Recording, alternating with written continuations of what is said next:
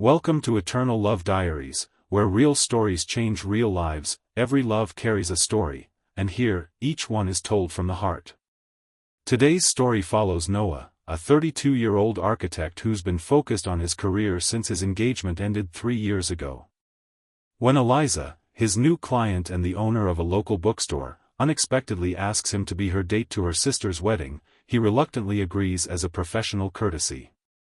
What begins as a simple favor quickly becomes complicated when Eliza introduces a series of unexpected rules for their arrangement. As the wedding weekend unfolds in a charming coastal town, Noah finds himself caught between maintaining professional boundaries and acknowledging growing feelings. What happens next will challenge everything he thought he knew about taking risks, opening his heart again, and finding connection in the most unexpected circumstances. The email arrived at 11:47 p.m. on a Tuesday, long after Noah had closed his laptop and settled into his evening routine. The subject line read, "Urgent request, personal." Noah almost deleted it, assuming it was spam, but the sender's name caught his eye, Eliza Chen, his newest client. He opened it with a frown, wondering what architectural emergency could possibly warrant a midnight message. The contents weren't about building plans or permit issues at all.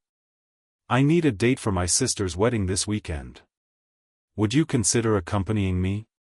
I know this is unorthodox, but I'm desperate. Coffee tomorrow to discuss." My treat. Noah stared at the screen, reading the message 3 times before setting his phone down. This was definitely crossing a professional line, but something about Eliza's directness intrigued him. The coffee shop buzzed with morning energy as Noah spotted Eliza in the corner, her dark hair pulled back in a neat bun, fingers tapping nervously on her ceramic mug. He'd only met with her twice before to discuss renovating her bookstore, but there was something refreshingly straightforward about her that he appreciated. "Before you say no, let me explain," she said as he sat down, not bothering with small talk. "My sister's wedding is in Ocean View this weekend. I RSVP'd with a +1 months ago when I was still with my ex. Now everyone's expecting me to bring someone, and I can't face my family's pity alone." Her eyes, a striking amber color he hadn't noticed in their professional meetings, held a vulnerability that caught him off guard. "It would be strictly professional. I'll even pay your regular consultation rate for the weekend." Noah should have declined immediately. Mixing business with personal matters was exactly the kind of complication he'd been avoiding since his broken engagement 3 years ago. Yet something in her expression, determination mixed with genuine anxiety, made him hesitate. "I appreciate your directness, but this seems complicated," he said carefully, stirring his coffee. "What exactly would this entail?" Eliza pulled out a notebook and flipped it open, revealing a neatly bulleted list. "I've thought this through. We drive up Friday, attend the rehearsal dinner, wedding on Saturday, brunch Sunday, then return. Separate hotel rooms, of course. All expenses covered." She paused, then added more softly, "I just need someone who can hold a conversation and won't embarrass me in front of my achievement-obsessed family." "You've made a list of rules for a fake date?" Noah couldn't help but smile, his professional reserve cracking slightly. Eliza didn't return the smile, instead turning the notebook toward him with complete seriousness. "Rule 1, no romantic involvement whatsoever. This is strictly professional. Rule 2, we stick to our agreed backstory. We met through my bookstore renovation and have been dating 3 months. Rule 3, no discussing my ex or your past relationships. Rule 4, you can leave at any point if you're uncomfortable, no questions asked." She looked up, her expression a mixture of determination and vulnerability. "I know this is unusual, but I'm good at planning. This will work if we follow the guidelines." Against his better judgment, Noah found himself agreeing. He told himself it was because Eliza was an important client whose bookstore renovation could lead to more commercial projects. He ignored the small voice suggesting he might be curious about her beyond their professional relationship. "One condition," he countered. "We need to spend some time before Friday getting our story straight. I need to know enough about you to be convincing. Eliza nodded briskly, relief washing over her features. Absolutely. I've prepared a document with my family members' names and basic information about me you should know. Of course she had. Noah wondered what he was getting himself into as she pulled yet another neatly organized paper from her bag. The coastal drive to Ocean View on Friday afternoon revealed a side of Eliza Noah hadn't seen in their professional interactions. As miles of highway unwound before them, her carefully maintained composure gradually relaxed. She sang along to 80s rock songs, laughed at his terrible jokes, and shared stories about growing up with her high-achieving sister, the bride. May always knew exactly what she wanted, Eliza explained, gazing out at the ocean glimpses between hills. Medical school by 22, chief resident by 30, perfect doctor husband by 32. Meanwhile, I changed majors 3 times and opened a bookstore that barely breaks even. There was no bitterness in her voice, just a matter-of-factness that made Noah curious. Do you regret not having a more conventional path? He asked, surprised by his own interest. Eliza considered this for a moment, twisting a strand of hair that had escaped her usually perfect bun. No, but my family doesn't understand that. They see my life as unsettled, especially after Daniel and I broke up. She caught herself and straightened, professional mask slipping back into place. Sorry, that violates Rule 3. No X-talk. Noah kept his eyes on the road, but felt a strange disappointment at her retreat. Maybe we should revise the rules, he suggested carefully. If we're supposed to be dating, wouldn't we know about each other's past relationships? Eliza's silence lasted so long he thought she might ignore the suggestion entirely. Finally, she spoke, her voice quieter than before. Rule 3 Amendment, limited X discussion permitted for backstory purposes only. The rehearsal dinner was held at an upscale seafood restaurant overlooking the harbor.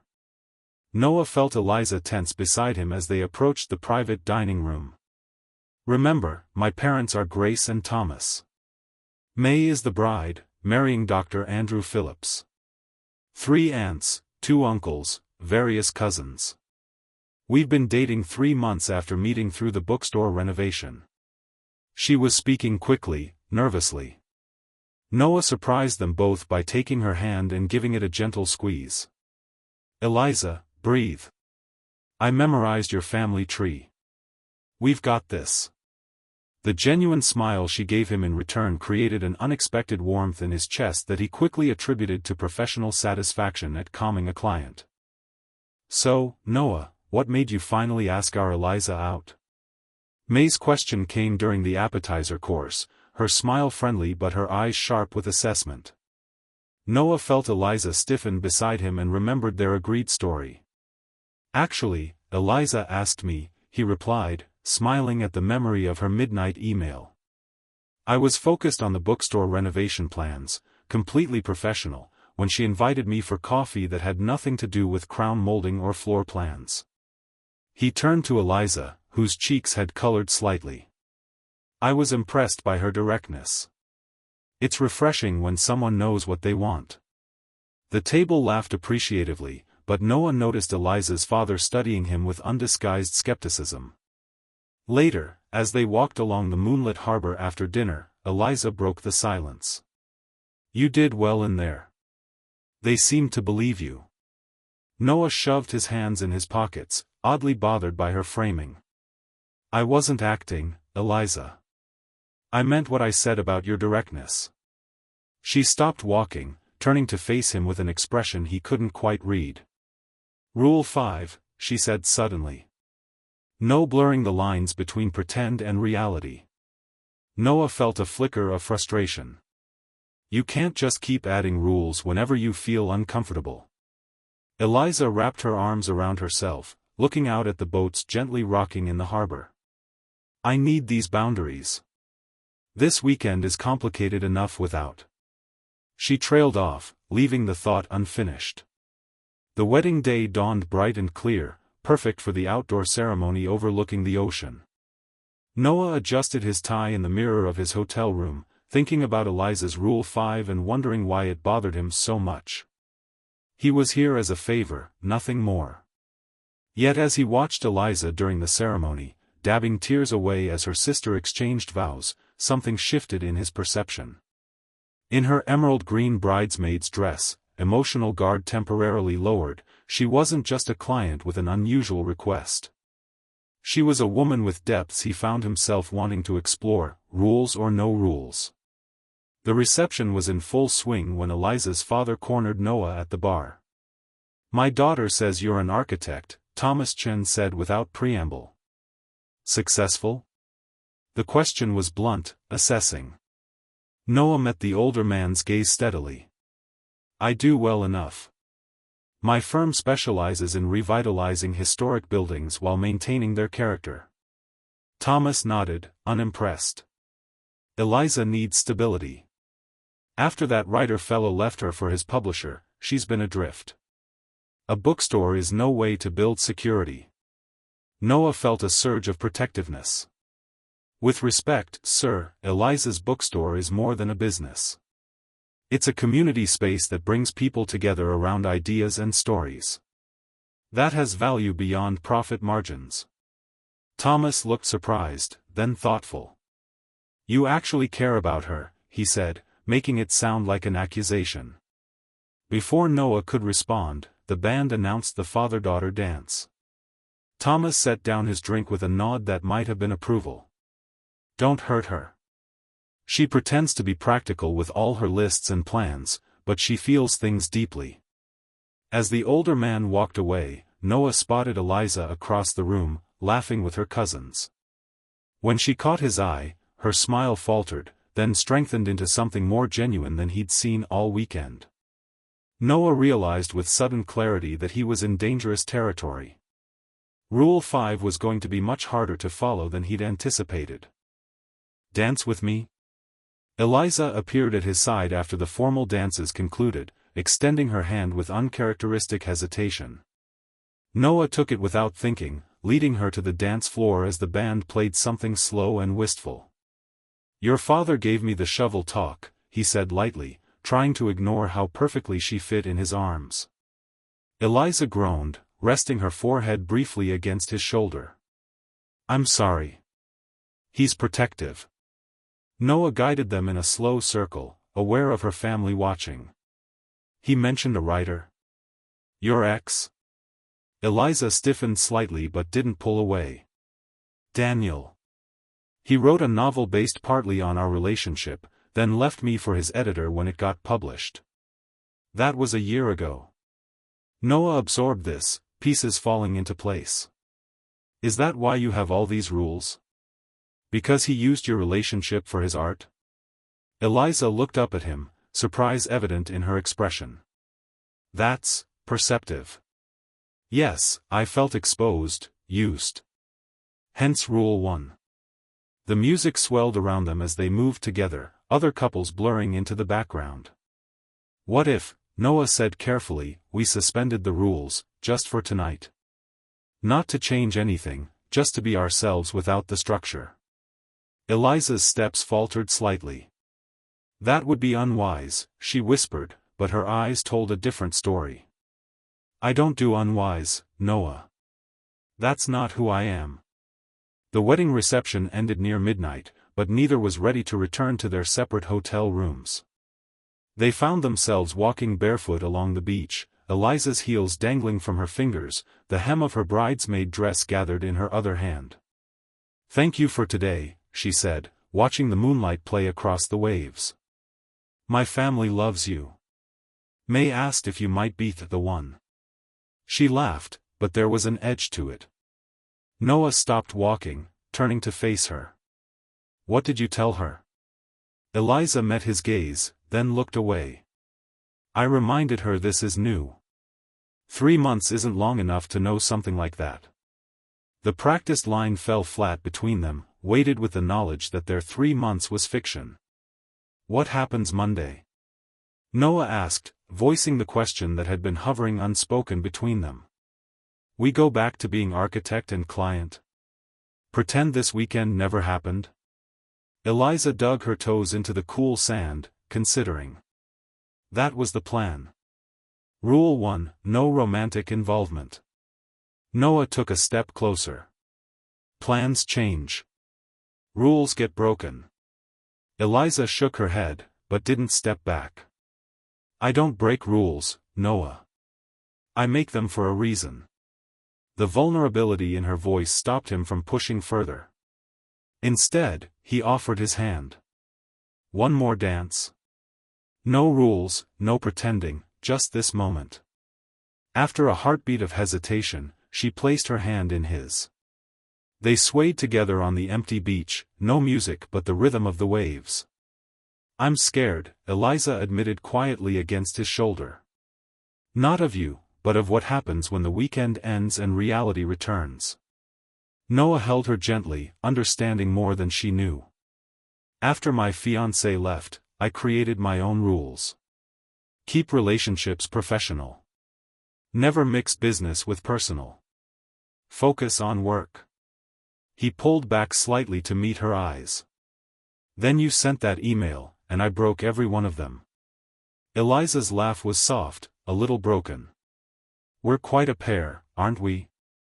Both hiding behind our rules. The truth of it hung between them, along with the unspoken question of what came next.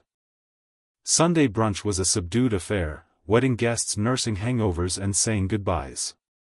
Noah and Eliza moved through it like actors aware the play was ending, their performance convincing but tinged with the knowledge that curtain call approached.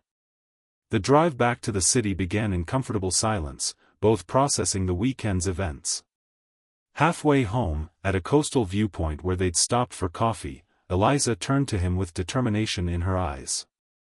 I'm adding a new rule, she said, her voice steady despite the uncertainty in her expression.